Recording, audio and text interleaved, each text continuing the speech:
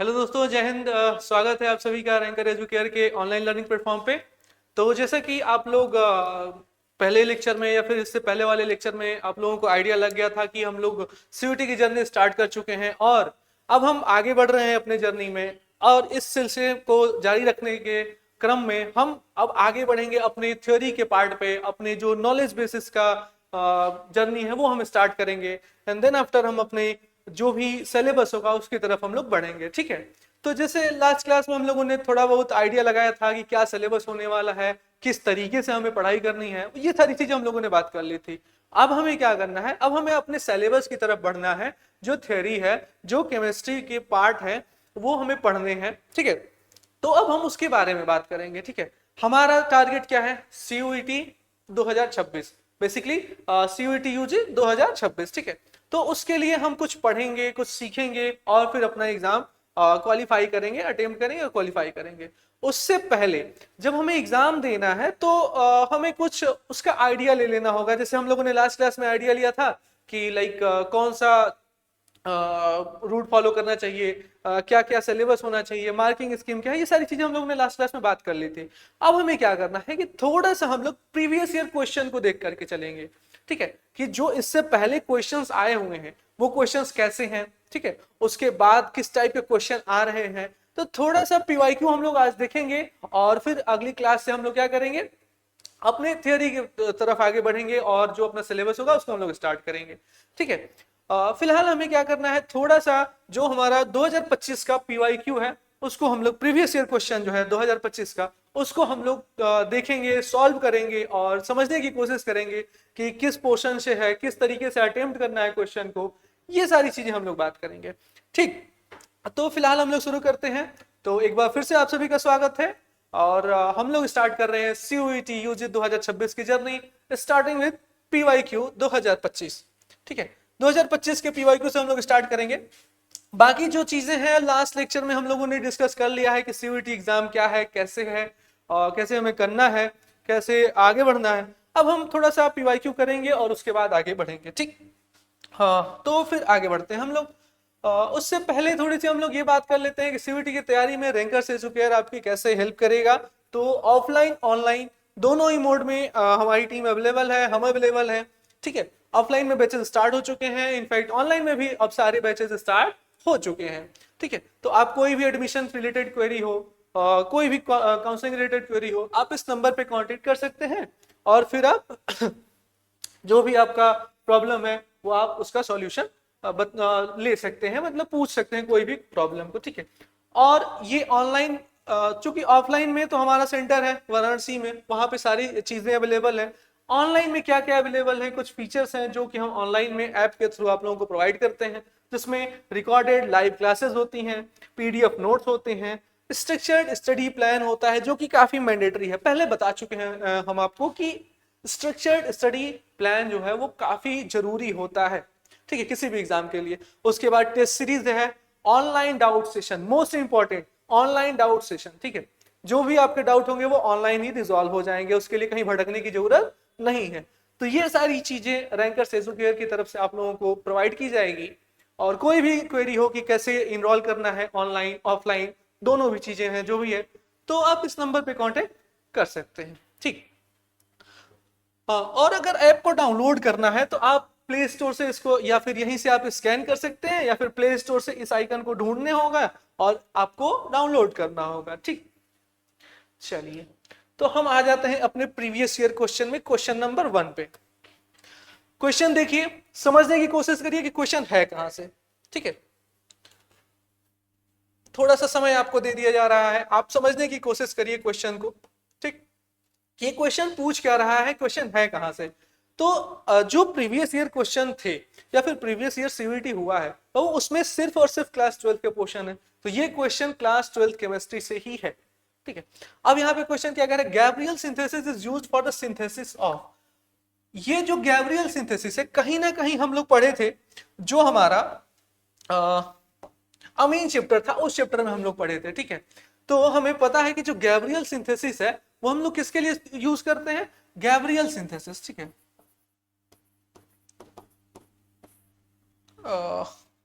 थोड़ा सा इसको छोटा कर लेते हैं, ठीक है। ये जो होता है इससे हम लोग प्राइमरी अमीन बनाते हैं बाबू, क्या बनाते हैं, प्राइमरी अमीन बनाते हैं, ठीक है।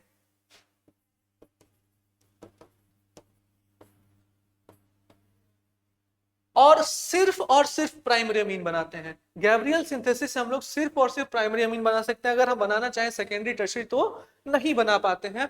तो इस वजह से जो इसका आंसर होगा फर्स्ट क्वेश्चन का वो हो जाएगा primary amine. Carboxylic acid Gabriel synthesis से हम नहीं बनाते हैं, ठीक है। अल्कोहल हम लोग नहीं बनाते हैं, फिर एल्डिहाइड भी हम लोग नहीं बनाते हैं। अल्कोहल, एल्डिहाइड और कार्बोक्सिलिक एसिड के बहुत सारे डिफरेंट मेथड है, लेकिन गैब्रियल सिंथेसिस से हम लोग उसको नहीं बना सकते हैं। प्राइमरी अमीन ही ऐसा एक प्रोडक्ट है जो कि हम गैब्रियल सिंथेसिस से प्रोड्यूस करते हैं, ठीक। अब आते हैं हम अगले क्वेश्चन की तरफ। Fructose is a ketohexose, the keto group is positioned at which carbon. अब यहाँ पे पूछ रहा है कीटो ग्रुप। कीटो ग्रुप मतलब कीटोन ग्रुप, कीटोन आप लोग पढ़े हैं, aldehyde ketone and carboxylic acid, ठीक है। कुछ ऐसा होता है हमारा कीटोन, ठीक है, ऐसा होता है हमारा कीटोन। यहाँ पे कार्बन रहेगा दोनों साइड और बीच में जो कार्बन होगा उस पे कार्बोनिल जुड़ा होगा, लाइक ऑक्सीजन डबल बॉन्ड से बॉन्डेड होगा, उसी को हम लोग क्या कह देते हैं, कीटोन कह देते हैं। अब यहाँ पे कह रहा है कि फ्रक्टोज है, क्या है, फ्रक्टोज। और ये जो होता है बाबू ये होता है कीटोहेक्सोज, मतलब कीटो और हेक्सोज दो टर्म है यहाँ पे, कीटो और हेक्सोज, हेक्सोज, ठीक है। अब यहाँ पे क्या सीन है कि कीटोन ग्रुप लगा हुआ है और हेक्सोज का मतलब 6 कार्बन की चेन है। कितने कार्बन की चेन है, 6 कार्बन की, 6 कार्बन। तो अब यही पूछ रहा है कि 6 कार्बन की चेन तो है, कीटो ग्रुप भी तो है, लेकिन किस पोजीशन पे कीटो ग्रुप रहेगा। तो हमें पता है जब हम लोग पढ़ते हैं कि फ्रक्टोज और ग्लूकोज, तो ग्लूकोज जो होता है वो एल्डोहेक्सोज होता है और कीटो जो हमारा फ्रक्टोज होता है वो क्या होता है, कीटोहेक्सोज होता है। तो अब यहाँ पे जो कीटोहेक्सोज होता है बाबू, इसके जो कार्बन 2 होता है ना, कार्बन 2 इस पे जो कीटो ग्रुप प्रेजेंट होता है, C2 पे कीटो ग्रुप होता है, ठीक है। तो हम देखेंगे कहीं कार्बन 2 मिल रहा है क्या हमें, हाँ, तो पहले ही ऑप्शन में हमें मिल जा रहा है। तो ऐसे हम लोग तरीका है हर एक चीज को याद रखने का, हर एक चीज को समझने का। सबसे पहले हम ये ढूंढने की कोशिश करेंगे फ्रक्टोज होता क्या है। तो फ्रक्टोज एक कार्बोहाइड्रेट है, सेक्राइड है, मोनोसेक्राइड है। उसके बाद कीटोहेक्सोज मतलब कीटोन भी है और 6 कार्बन की चेन भी है। अब कीटोन किस ग्रुप पे है, तो वो सेकेंड कार्बन पे है, ठीक। बढ़ते हम अगले क्वेश्चन की तरफ। Question number 3, the standard reduction potential values silver की है, पोटेशियम की है, मैग्नीशियम की है, क्रोमियम की है, इनकी सबकी वैल्यूज दी हुई है, ठीक है। पूछ रहा है कि standard reduction potential decreasing order में बताना है। रिडक्शन पोटेंशियल, ठीक है, the reducing power of the following metals. Reducing power क्या पूछ रहा है, रिड्यूसिंग पावर। अब हमें यह पता होना चाहिए कि रिड्यूसिंग पावर है या ऑक्सीडाइजिंग पावर है, वो हम कैसे कैलकुलेट करेंगे, कैसे पता लगाएंगे। तो यहाँ पे एक चीज हमें पता है कि जो भी हमारा स्टैंडर्ड रिडक्शन पोटेंशियल होता है, मतलब जो E0 की वैल्यू होती है, ठीक है, अगर ये जितना ही ज्यादा निगेटिव होगा, अगर ये जितना ही ज्यादा निगेटिव होगा, वो डायरेक्टली प्रोपोर्शनल होगा। डायरेक्टली प्रोपोर्शनल होगा किसके, रिड्यूसिंग पावर के, ठीक है, रिड्यूसिंग पावर के, ठीक है, रिड्यूसिंग पावर। तो हम यहां पे देख रहे हैं कि जो पहला है हमारा सिल्वर, ठीक है, इसका कुछ है 0.80, ये है पॉजिटिव में, ठीक है। दूसरा क्या है हमारा पोटेशियम, इसका है हमारा -2.93, -2.93। तीसरा है हमारा मैग्नीशियम, ठीक है, इसका है कुछ हमारा 2.2 -2.37। और जो हमारा फोर्थ वाला है, फोर्थ क्या है, क्रोमियम है, ठीक है।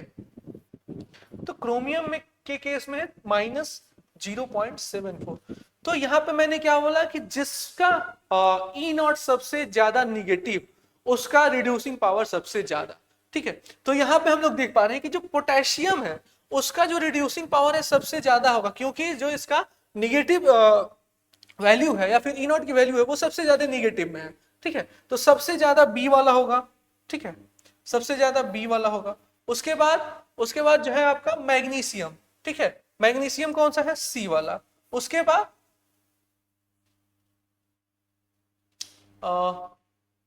ठीक है, उसके बाद होगा आपका क्रोमियम। क्रोमियम कितने नंबर पे है, डी पे है। और उसके बाद होगा सिल्वर ए पे, ठीक है। तो ये हो जाएगा आपका रिड्यूसिंग पावर, ठीक है, ये हो जाएगा आपका रिड्यूसिंग पावर। ऐसे हम लोग कैलकुलेट करना है, जितना ज्यादा निगेटिव उतना ज्यादा उसका रिड्यूसिंग पावर। ठीक, कोई समस्या, कोई परेशानी? ठीक है, आगे बढ़ते हैं हम लोग अगले क्वेश्चन में। Inversion of cane sugar is pseudo first order reaction. इस क्वेश्चन में हम आपको थोड़ा सा मौका दे रहे हैं, इसमें सोचने वाला क्वेश्चन है, काफी आसान क्वेश्चन है, और थोड़ा सा मैं आप लोगों को मौका दे रहा हूं, थोड़ा सोच के करिए आप लोग। 1 मिनट कॉपी पेन को पॉज करिए और सोचिए कि इसमें क्या होना चाहिए। स्यूडो फर्स्ट ऑर्डर क्यों कह रहा है? ठीक है, स्यूडो फर्स्ट ऑर्डर क्यों कह रहा है? देखिए, इन्वर्जन ऑफ केन शुगर मतलब हम लोग इन्वर्जन कर रहे हैं, बेसिकली ये सुक्रोज से हम लोग ग्लूकोज फ्रक्टोज में कन्वर्ट कर रहे हैं with the help of water. ठीक है, अब यहाँ पे जो ये रिएक्शन है, ये रिएक्शन है वो है बाइमोलिक्यूलर। क्या है? बाइमोलिक्यूलर है। तो हम जानते हैं कि अगर बाइमोलिक्यूलर है तो इसका तो ऑर्डर फर्स्ट नहीं होना चाहिए भाई, इसका ऑर्डर तो फर्स्ट होना नहीं चाहिए, इसीलिए इसको स्यूडो फर्स्ट ऑर्डर कहा गया है। क्यों कहा गया है? क्योंकि जो इसका कंसंट्रेशन है ना वाटर का, वो अफेक्ट नहीं होता है, ना रिएक्टेंट में ना प्रोडक्ट में, इसका कंसंट्रेशन अफेक्ट नहीं होता है, तो इस वजह से इस पे डिपेंडेंट नहीं होता है इसका रेट। ठीक है, इसका रेट डिपेंडेंट नहीं होता है किस पे? H2O पे।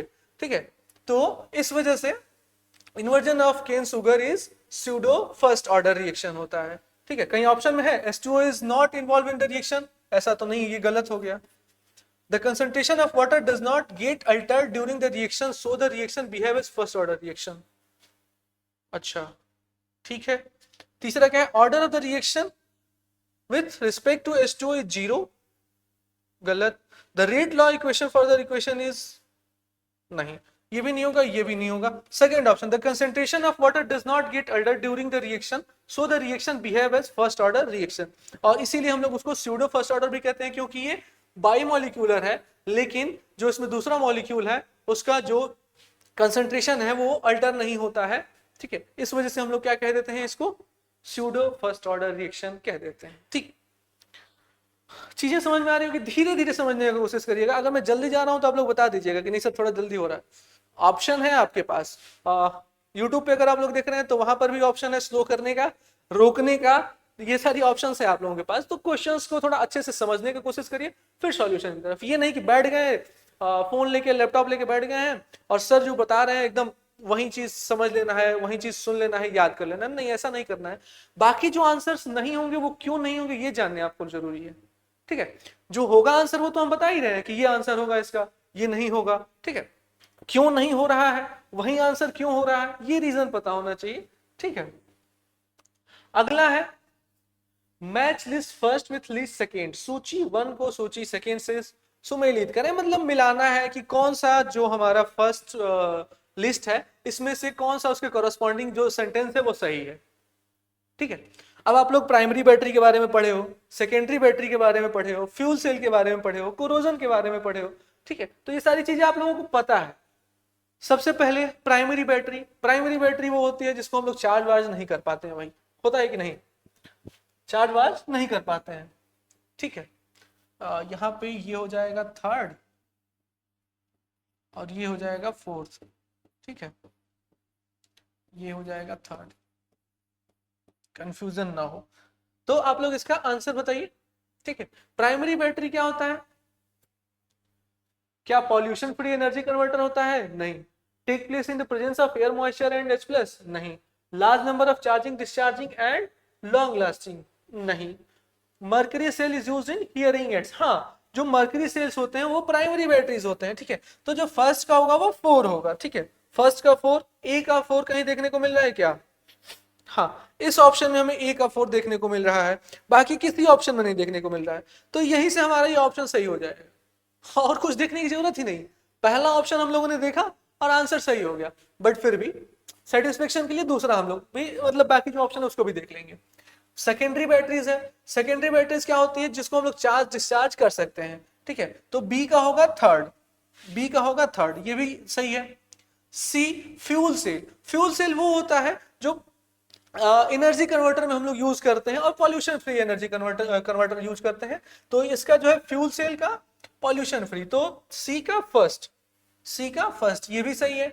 अगला है हमारा कोरोजन। कोरोजन आप लोग पढ़े हैं, 9-10 से पढ़ते आ रहे हैं। कोरोजन तभी होगा जब वहां पे एयर और मॉइस्चर दोनों रहेगा। क्या रहेगा? एयर और मॉइस्चर। तो डी का एयर एंड मॉइस्चर कोई बचा है क्या? Takes place in the presence of air and moisture, good, ठीक है। तो डी का हो जाएगा सेकंड, ये दिया हुआ है, ये भी सही है। तो ये ऑप्शन हमारा सही हो गया, ठीक। पहला ऑप्शन सही हो गया, तो इसमें तो ज्यादा दिक्कत आई नहीं, क्योंकि पहला ही ऑप्शन सही हो गया। हमें अगर जैसे लिस्ट वाला जो होता है ना, इसमें अगर एक दो भी पता है ना, तो हम आइडिया लगा सकते हैं कि नहीं इसका आंसर सही होगा, कौन सा गलत होगा। अब जैसे मान लीजिए प्राइमरी और सेकेंडरी बैटरी आप पढ़ के गए हो, आप नहीं जानते हो फ्यूल सेल और कोरोजन क्या होता है, लेट सपोज, तो आप इन दोनों से ही पता लगा लिए। अगर एक सही हो गया, एक ऑफ 4, बाकी में A4 है ही नहीं, तो मतलब यही सही होगा, ऑप्शन 1। मामला बन गया, 5 नंबर हाथ में, है कि नहीं? तो ऐसे करना है हमें, ठीक। आगे जो बढ़ते हैं, क्यूरियम के बारे में हम लोग बात करते हैं। क्या होता है क्यूरियम भाई? ये एक एलिमेंट है, belongs to 5s series, it's atomic number is 96।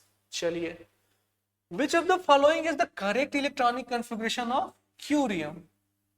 ठीक है, अब ये तो महा आसान सा क्वेश्चन है, लेकिन है ये एक्सेप्शन बाबू, ध्यान देना इस चीज को। ये महा आसान क्वेश्चन है, लेकिन एक्सेप्शन है। और आसान ये और कर दिया है कि सारे ऑप्शन में ये जो रेडॉन रेडॉन रेडॉन कर दिया है ये बता करके आपके लिए और आसान कर दिया है, ठीक है। तो इस क्वेश्चन का आप लोग करिए, तब तक मैं थोड़ा सा पानी पी लेता हूँ।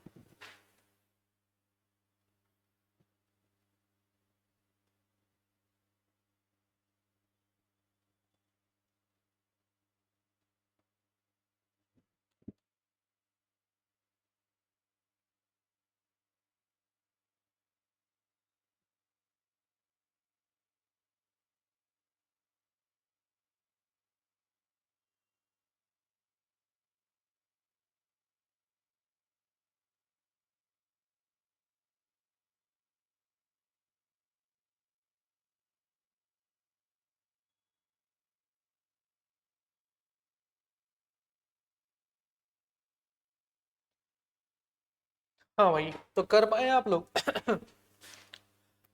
बोलते बोलते थोड़ा सा गला सूख जाता है भाई, कोई बात नहीं, आप लोग के लिए तो इतना बनता है, बनता है कि नहीं?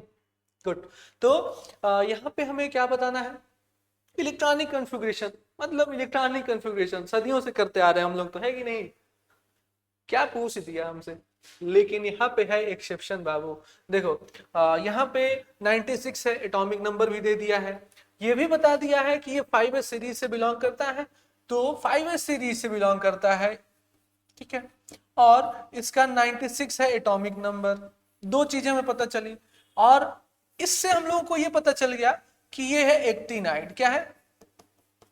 एक्टिनाइड ग्रुप से है, ये इससे हमें पता चल जाता है, ठीक।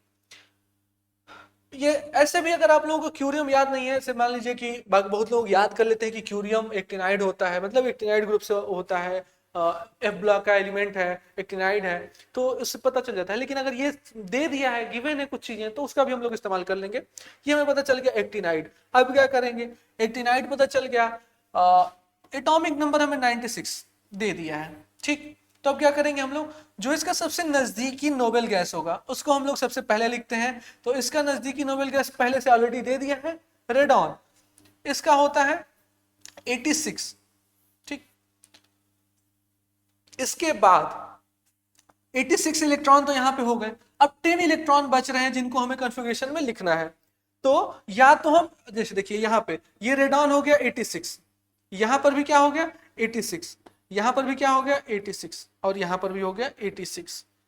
मुद्दा ये आता है कि अब जो 10 इलेक्ट्रॉन है वो क्या ऐसे भरे जाएंगे, ऐसे ऐसे या फिर ऐसे, मतलब 7 1 8 2 10, यहां पर भी 10 इलेक्ट्रॉन हो जा रहे हैं, मतलब टोटल 96 तो यहां पर भी कंप्लीट हो जा रहा है। यहां पर भी 7 3 10, और ये 86 96 हो जा रहा है। यहां पर भी 7 2 9 1 10, 10 और 86 96, ठीक है। यहां पर भी 10 है और यहां पर भी 86 है, तो ये भी क्या हो जा रहा है 96। तो 96 तो कॉन्फ़िगरेशन सभी को आ जा रहा है, लेकिन सही कॉन्फ़िगरेशन कौन सा होगा, ये हम कैसे पता लगाएंगे? ये हम कैसे पता लगाएंगे? तो यहां पर हम ये देखेंगे कि जो हमारा ये वाला है, ठीक है, या फिर ये वाला है, कोई भी हम एक ले लेंगे। यहाँ पे हम देख रहे हैं कि F7 है और F7 हम जानते हैं कि स्टेबल होता है, F7 स्टेबल होता है और S2 है। S2 मतलब S में कितने मैक्सिमम इलेक्ट्रॉन हो सकते हैं? 2, तो यहाँ पे 2 है तो ये भी स्टेबल है। तो ये वाला जो है स्टेबिलिटी सबसे ज्यादा हो जाती है। और ये F7 तो है लेकिन ये 6d3 में चला जा रहा है, 6d3 में गया तो ये अनस्टेबल हो जाएगा वो, ठीक है, क्या हो जाएगा? अनस्टेबल हो जाएगा। और यहाँ पर तो ये महा अनस्टेबल हो जाएगा, S1 में 1 है और यहाँ पे 2 हो जा रहा है D में, और ये तो होगा ही नहीं, ठीक है। तो ये ऐसे कैंसिल हो जा रहा है, मतलब जो हमारा ऑप्शन नंबर 1 है रेडॉन 5f7 6d1 7s2, ये क्यों हो रहा है? इसका आंसर सही, क्योंकि जो ये 5f7 है ये क्या है? हाफ फिल्ड है, हाफ फिल्ड। और हमें पता है कि जो हाफ फिल्ड ऑर्बिटल होता है वो ज्यादा होता है स्टेबल। हाफ फिल्ड और फुल्ली फिल्ड जो भी ऑर्बिटल होते हैं वो स्टेबल ज्यादा होते हैं। इस वजह से जो इसका ऑप्शन होगा वो ये 1 वाला सही हो जाएगा। समझ पाए कैसे हो रहा है? सभी में लगभग लगभग इलेक्ट्रॉनिक कॉन्फ़िगरेशन 96 आ जा रहा है, लेकिन होगा कौन सा सही? एनर्जी लेवल को देखते हुए, उनकी स्टेबिलिटी को देखते हुए, ये सारी चीजें हमें देखना होगा। अबाउ प्रिंसिपल हमें लगाना होगा, पाउलीज एक्सक्लूजन प्रिंसिपल लगाना होगा। सब कुछ लगाने के बाद हमें पता चलेगा कि नहीं भाई, जो ये है हमारा F7 वाला 5f7 वो ज्यादा स्टेबल है, ठीक है। और आपकी बात कहेंगे कि यहाँ पे भी 5f7 है, यहाँ पे भी 5f7 है, लेकिन ये जो दोनों है ये जो दोनों अनस्टेबल है बाबू। क्या है? अनस्टेबल है, ठीक है। इस वजह से वो आंसर उसका नहीं होगा, ठीक। तो कहने का मतलब ये है कि कोई भी ऑप्शन है, कोई भी क्वेश्चन है, तो उसका आंसर हमें सिर्फ नहीं करना है, उसके पीछे का कॉन्सेप्ट भी जानना है। एग्जाम में तो हम बैठे नहीं है कि सिर्फ आंसर कर दिया, अगर तुक्के से सही हो गया तो एडमिशन मिल गया, वाह, नहीं। हमें अभी सीखना है, अभी हम सीखने के स्टेज में है, तो हर एक चीज को ऑब्जर्व करेंगे। लाइक अगर हम कोई क्वेश्चन कर रहे हैं तो उसमें 4 ऑप्शन है, सपोज 4 ऑप्शन है, तो 3 ऑप्शन तो जाहिर सी बात है कि गलत होगा, एक ही सही होगा। तो 3 गलत क्यों हो रहा है हमें ये भी जानना है, ये नहीं कि एक कौन सा सही हो गया। जो 3 गलत हो रहा है उसे भी हमें जानना है कि क्यों वो नहीं हो रहा है। ऑप्शन ऐसे नहीं बनाए जाते हैं, ऑप्शन ऐसे बनाए जाते हैं कि वो कंफ्यूजिंग रहे, ठीक है। तो जब आप ये जानना शुरू कर देंगे कि वो 3 क्यों नहीं हो रहा है, तो आप पैटर्न को समझना शुरू कर देंगे, ठीक है। समझ रहे हैं ना? तो ऐसे हम लोग करते चलेंगे। अब यहाँ पे क्वेश्चन है, इलेक्ट्रोलाइट की वैल्यूज दी हुई है AB, HB और AD की, ठीक है। और पूछ क्या रहा है हमसे? मोलर कंडक्टिविटी पूछ रहा है, किसका? HD का पूछ रहा है। HD हाई डिफिनीशन 180 1080 पिक्सल नहीं, यहाँ पे ये इलेक्ट्रोलाइट है बाबू, ठीक है, अलग अलग इलेक्ट्रोलाइट बनाए गए हैं। तो अगर हमें HD का निकालना है, HD, ठीक है, तो हम लोग इसके लिए क्या करेंगे? सबसे पहले हम लोग लेंगे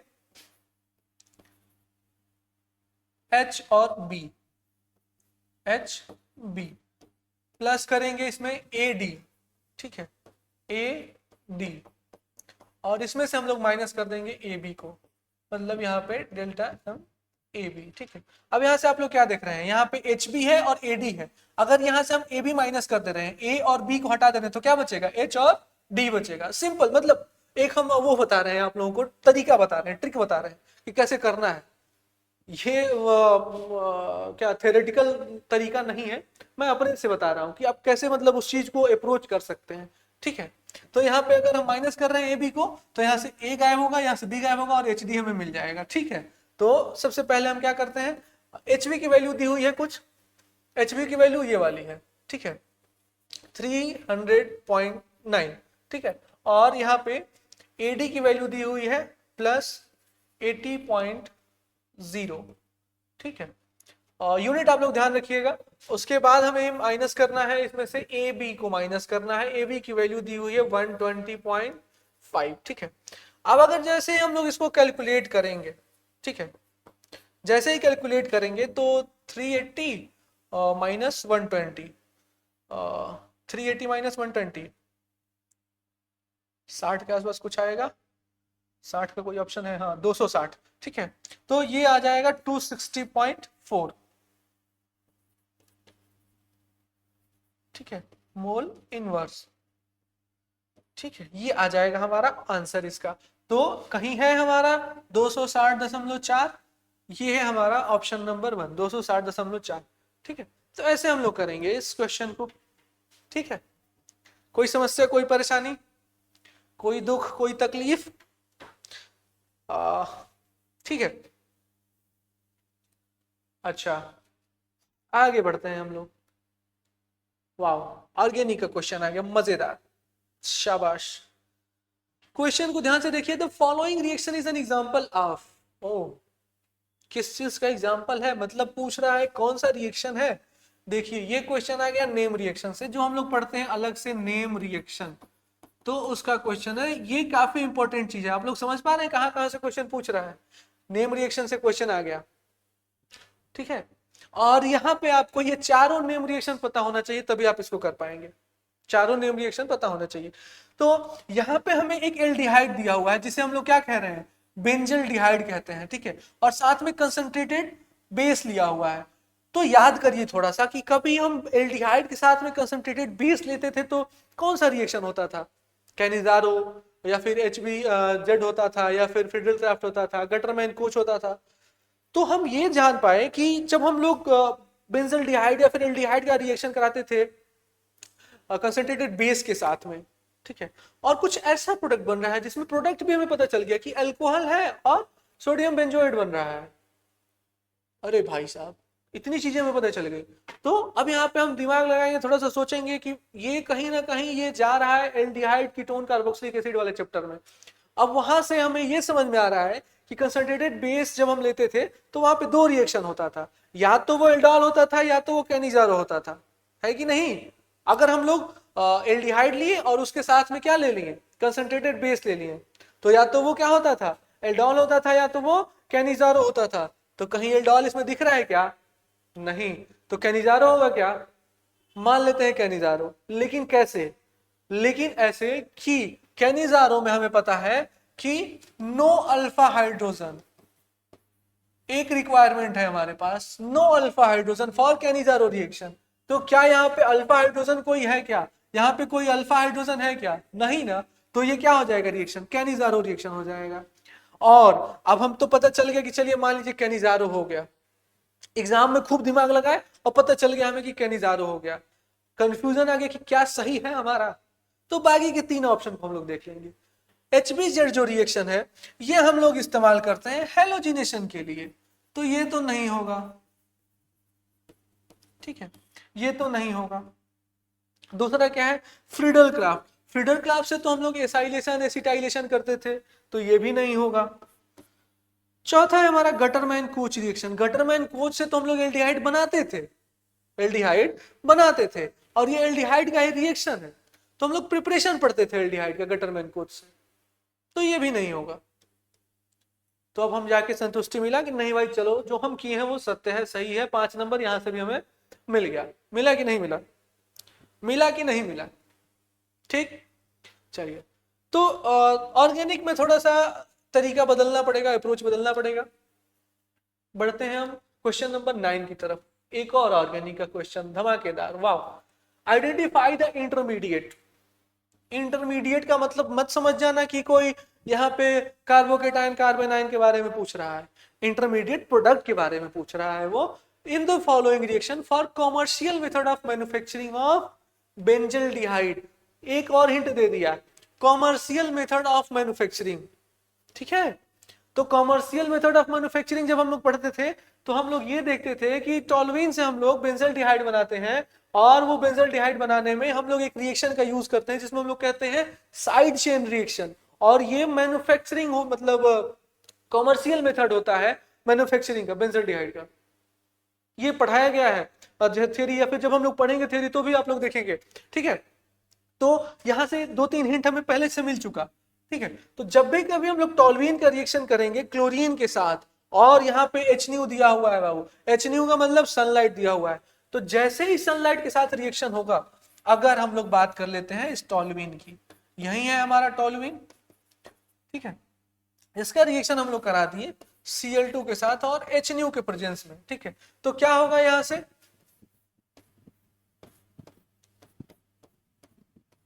CHCl2, ठीक है, ये हमारा प्रोडक्ट बन जाएगा। ठीक है, तो हम देखेंगे कि क्या कहीं ऑप्शन में है क्या ये तो नहीं होगा। CH2Cl ये भी नहीं होगा। अगर ये बन गया तो हमारा ये बेंजल्डिहाइड नहीं बनेगा। जब हम इसका ऑक्सीडेशन करेंगे फर्दर एक्वस मतलब वाटर लेंगे और फिर उसको हीट करेंगे तो ये बेंजल्डिहाइड नहीं बनेगा। ठीक है, तो और चौथा ऑप्शन क्या है, ये बेंजोइक एसिड, तो ये भी नहीं बनेगा बीच में। ठीक है, क्यों नहीं बनेगा, क्योंकि हम लोग क्लोरीनेशन करवा रहे हैं, हेलोजिनेशन करवा रहे हैं, तो इसमें एसिड कहां से बनेगा। ठीक है, ये है हमारा ऑप्शन CHCl2। देख पा रहे हैं आप लोग, CHCl2, तो सेकेंड ऑप्शन हमारा सही हो गया। सेकेंड ऑप्शन हमारा सही हो गया। कहां से सोचना शुरू किए हैं, सोचना शुरू किए हैं कि बेंजल्डिहाइड बन रहा है, प्रिपरेशन ऑफ बेंजल्डिहाइड में गए हैं, प्रिपरेशन ऑफ एल्डिहाइड में गए हैं, फिर प्रिपरेशन हम देखे हैं कि नहीं कैसे कैसे करते थे। तो बहुत सारे मेथड थे, स्टीफन था, इटार्ड था, दुनिया भर का रिएक्शन था। उसमें एक साइड चेन रिएक्शन था। साइड चेन रिएक्शन में हम लोग क्या करते थे, टॉलुइन से बनाते थे। और ये मेथड जो है, इसी मेथड को हम लोग कहते हैं कॉमर्शियल मेथड ऑफ प्रिपरेशन। तो यहाँ पे बता भी दिया कॉमर्शियल मेथड ऑफ प्रिपरेशन, तो थोड़ा सा आसान हो गया। ठीक है, तो यहां से इसका आंसर सही हो जाएगा सेकंड वाला। 9 क्वेश्चन भी हम लोग कर लिए। इंटरमीडिएट हमें पता चल गया वाई क्या होगा, क्या होगा, ये होगा। ठीक है, कोई समस्या, कोई परेशानी नहीं होनी चाहिए मेरे ख्याल से। चलिए, अब क्या आ गया भाई, कोऑर्डिनेशन में चले गए हम लोग, इनऑर्गेनिक में चले गए, कोई बात नहीं। Match the complex species given in the list one with possible isomerism given in list second. चलिए, थोड़ा सा मौका दे दें क्या, इसमें भी मैच कराना है, एक दो पकड़ेंगे सारा पकड़ लेंगे, तो मौका दे दें क्या आप लोगों को। चलिए करिए करिए करिए करिए।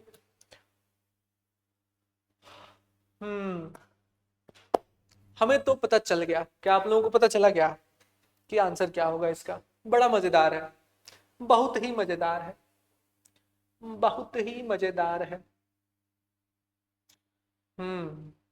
तो यहाँ पे जो पहला ऑप्शन है, इसमें हम लोग कुछ देख पा रहे हैं कि यहाँ पे एक मेटल है, मेटल के साथ में मेटल A4 और B2 दिया हुआ है, मेटल A4 और B2 दिया हुआ है। ये कहीं ना कहीं जा रहा है, कहीं ना कहीं जा रहा है ऑक्टाहेड्रल। ठीक है, ऑक्टाहेड्रल स्ट्रक्चर में जा रहा है, और जैसे ऑक्टाहेड्रल स्ट्रक्चर में गया, ये हो जाएगा जियोमेट्रिकल आइसोमेरिज्म। क्या हो जाएगा, जियोमेट्रिकल आइसोमेरिज्म। जियोमेट्रिकल आइसोमेरिज्म, कुछ कंफ्यूजन है क्या, तो पहले का क्या हो जाएगा, फिफ्थ हो जाएगा। ठीक है, पहले का क्या हो जाएगा, अच्छा यही कंफ्यूजन है, फर्स्ट सेकेंड, थोड़ा थोड़ा मिस्टेक, कोई बात नहीं, हम लोग समझदार हैं, इतना समझ जाते हैं रोमन नंबर को। तो फर्स्ट का 4 देखेंगे हम, कहीं फर्स्ट का 4 है क्या, ये तो नहीं होगा, फर्स्ट का ये भी नहीं होगा। अच्छा, 2 में मिल गया हमें, कोई बात नहीं, बी वाले को देख लेते हैं। अच्छा, बी में भी दोनों दिया है सेम सेम, वाह, same same but different, same same but different. तो हमें तो पता चल गया। चलिए, दो तो ऑप्शन हमें निकल गया, पहला हमने पता लगाया और दूसरा हमें वो बता दिया। पहला हमने पता लगाया कि ये वाला ज्योमेट्रिकल होगा, और दूसरा उसने खुद बता दिया कि जो ये है हमारा सिस वाला वो ऑप्टिकल होगा। ठीक, अब हम आते हैं दो सी और डी पे। सी में अगर आप लोग ध्यान से देखें, सी में अगर आप लोग ध्यान से देखें, तो यहाँ पे क्लोरीन स्फीयर के बाहर है, जो कि क्या हो जाएगा, आयोनाइज हो जाएगा। और आयोनाइज होगा तो क्या होगा, ये आयोनाइजेशन हो जाएगा, आयोनाइजेशन आइसोमेरिज्म। तो सी का सेकंड, सी का सेकंड किस में है, सी का सेकंड इसमें है क्या, नहीं, ये गलत हो गया, सी का सेकंड इसमें है। ठीक, तो ये वाला सही हो जाएगा हमारा। ये तीनों ऑप्शन गलत, चौथा वाला सही। कैसे सही कि हम लोग, एक हम लोगों ने पता लगाया, दूसरा हमें वो बता दिया, तीसरा हम लोगों ने पता लगाया और उसके बाद हमारे आंसर मिल गया। कितना आसान है, कितना आसान है, मजेदार, वाह। ठीक,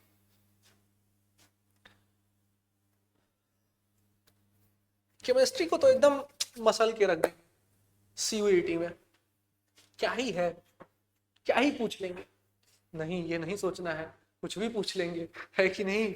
ठीक है, तो अभी तो 11th वाला पोर्शन वहां हट गया है, नहीं तो बाबू पसीना छूट जाता आप लोगों का।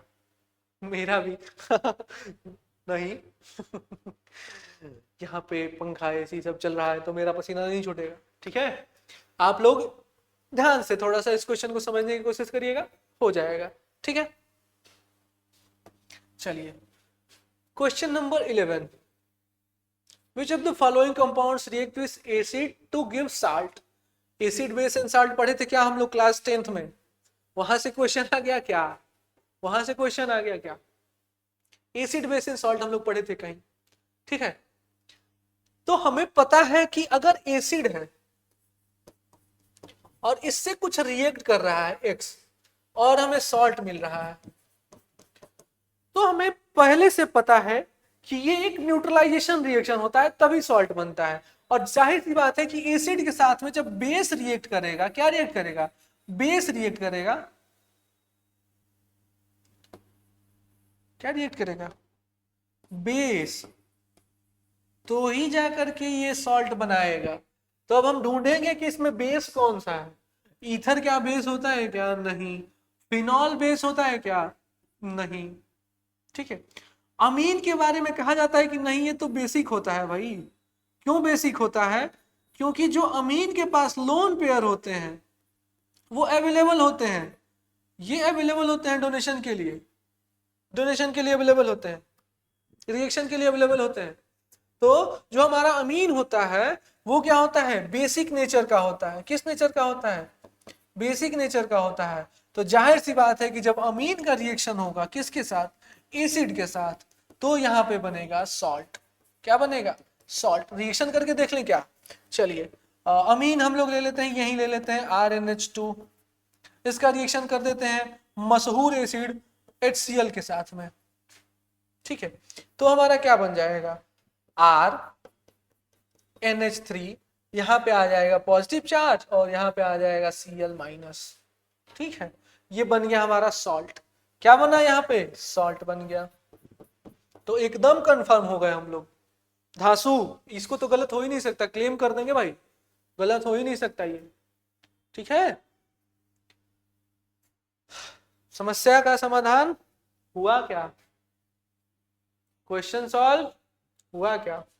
चलिए जब हम आगे बढ़ते हैं क्वेश्चन नंबर 12 की तरफ, which of the following reaction is used to prepare haloarenes.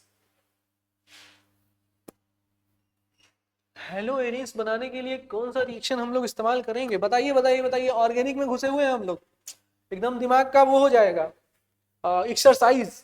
ठीक है, नट बोल्ट सब टाइट।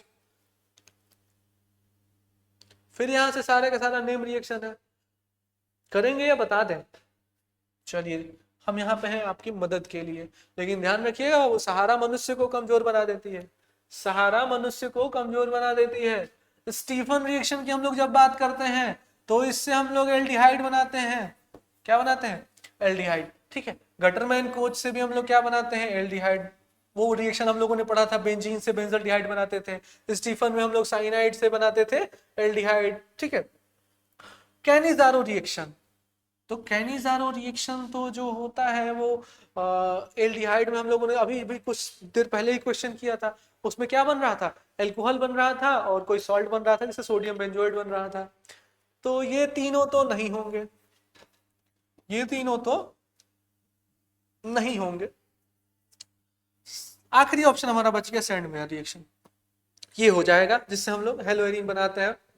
और पहली बार सैंड मेयर रिएक्शन आप लोगों को हेलो एल्केन हेलोएरीन में ही देखने को मिला होगा, जिससे कि हम लोग क्या करते थे, हेलोजन का प्रिपरेशन करते थे और हेलोएरीन बनाते थे। सबसे पहले हम लोग क्या करते थे, डाई जो सॉल्ट बनाते थे और डाई जो सॉल्ट से हम लोग क्या करते थे, हेलोएरीन बनाते थे। उसी रिएक्शन को हम लोग क्या कहते थे, सैंड मेयर्स रिएक्शन कहते थे। सैंड मेयर्स रिएक्शन करके दिखाएं क्या, कर लेंगे आप लोग।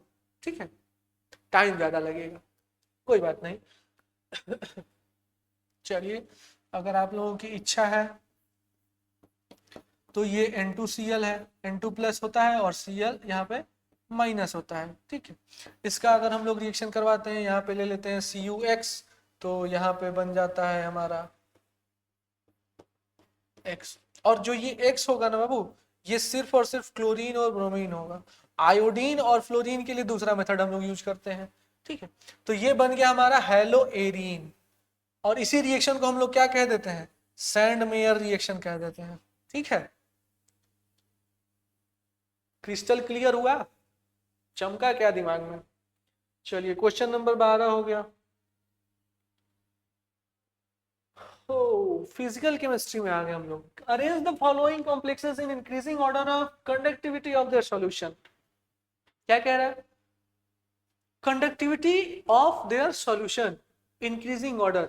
तो यहां पे ये ध्यान दीजिएगा कि कंडक्टिविटी जब भी पूछेगा, अगर कंडक्टिविटी पूछ रहा है किसी भी सॉल्यूशन का, तो वो डायरेक्टली प्रोपोर्शनल होता है किसके, कंडक्टिविटी को हम लोग ऐसे लिख सकते हैं, कहीं नहीं चल रहे हो भाई, कंडक्टिविटी, कंडक्टिविटी को हम लोग ऐसे लिख सकते हैं कि ये डायरेक्टली प्रोपोर्शनल होगा किसके, आयंस प्रोड्यूस्ड, जिसमें सबसे ज्यादा आयन प्रोड्यूस होगा उसकी कंडक्टिविटी सबसे ज्यादा होगी।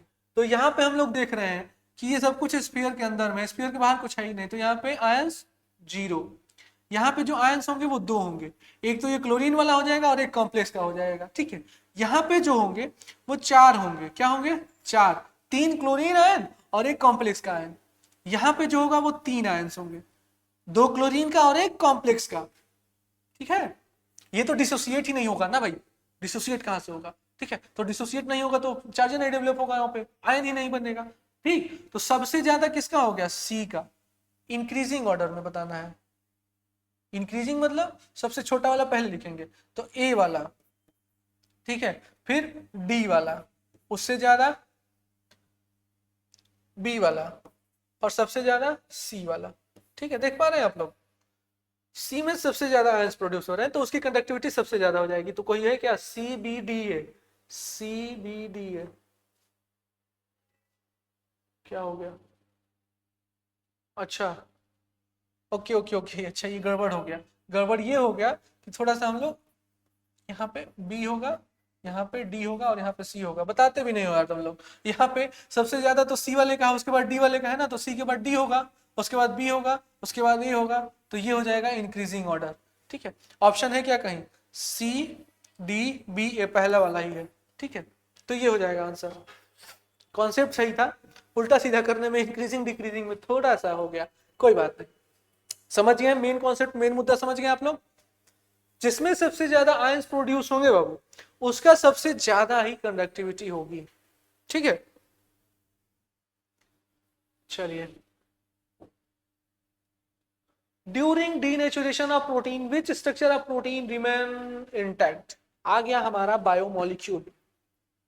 मजेदार क्वेश्चन, आसान है, बायो वाले तो ऐसे फट से कर देंगे, जादू है। जादू है। आपको पता होगा कि जो प्रोटीन होता है उसके 4 स्ट्रक्चर होते हैं, पहला प्राइमरी, दूसरा सेकेंडरी और तीसरा टर्शियरी, चौथा क्वाटर्नरी। ठीक है, तो जो सबसे बेसिक वाला स्ट्रक्चर होता है वो प्राइमरी स्ट्रक्चर होता है। ठीक है, अगर क्वाटर्नरी स्ट्रक्चर है तो उसको हम लोग हीट करके डीनेचर कर सकते हैं, हीट करके कोल्ड करके डीनेचर कर सकते हैं, क्वाटर्नरी से टर्शरी बना सकते हैं, टर्शरी से सेकेंडरी बना सकते हैं। लेकिन अगर कोई प्राइमरी प्रोटीन है तो वो क्या होगा, वो डीनेचर नहीं होता है, वो उसको हम लोग डीनेचर नहीं कर सकते हैं। तो बरकरार रखने वाला जो स्ट्रक्चर है वो सिर्फ और सिर्फ प्राइमरी स्ट्रक्चर है। कौन सा है, प्राइमरी स्ट्रक्चर है। ठीक है, यहाँ पे जो क्वाटर्नरी स्ट्रक्चर है उसको हम लोग हीट करके डीनेचर कर सकते हैं, टर्शरी को डीनेचर कर सकते हैं, सेकेंडरी को डीनेचर कर सकते हैं, लेकिन प्राइमरी को डीनेचर नहीं कर सकते हैं। क्यों, क्योंकि वही उसका बेसिक स्ट्रक्चर होता है, और ये प्राइमरी स्ट्रक्चर जो होता है इसमें पेप्टाइड बॉन्ड होते हैं बाबू। ठीक है, पेप्टाइड बॉन्ड होता है, और पेप्टाइड बॉन्ड को हम लोग ब्रेक नहीं कर पाते हैं, इस वजह से ये डीनेचर नहीं होता है। तो मजेदार सवाल हम लोगों ने कर लिया। आज के समय थोड़ा सा विलंब हो रहा है, कोई बात नहीं, तो अगली क्लास में हम लोग इसके आगे क्वेश्चन करेंगे। आज के क्लास के लिए यहीं तक रहेगा। ठीक है, अभी तक कोई समस्या, कोई परेशानी, कोई दुविधा हो तो बता दीजिएगा, नहीं तो फिर हम लोग अगली क्लास में इसके आगे हम लोग पढ़ेंगे, करेंगे क्वेश्चंस। अभी तक का क्वेश्चन जो हम लोगों ने किया ये पीवाईक्यू का क्वेश्चन था, पीवाईक्यू 2025 का क्वेश्चन था, थोड़ा सा जल्दी जल्दी हम लोग कर रहे हैं। ठीक है, इसकी बात मैंने पहले बता दी आपको कि जल्दी थोड़ा सा स्टार्ट करना पड़ेगा, क्योंकि डीप क्वेश्चन पूछा जाएगा। ठीक है, तो हमें थोड़ा पहले से ही आगे प्रोसीड करना पड़ेगा। ठीक है, तो यहाँ तक आप लोग जो इतने भी क्वेश्चन कराए गए हैं, जो नहीं समझ में आया होगा उसको रिपीट से देखने का कोशिश करिएगा, समझने का कोशिश करिएगा। नहीं समझ में आएगा तो हम हैं यहाँ पे, और फिर अगर कोई क्वेरी हो तो जो आप लोगों को नंबर दिया गया है उस नंबर पे कॉल या मैसेज कर सकते हैं। ठीक है, मिलेंगे हम लोग अगली क्लास में, अगले एपिसोड में, इसी समय, इसी चैनल पे। तब तक के लिए जय हिंद, धन्यवाद।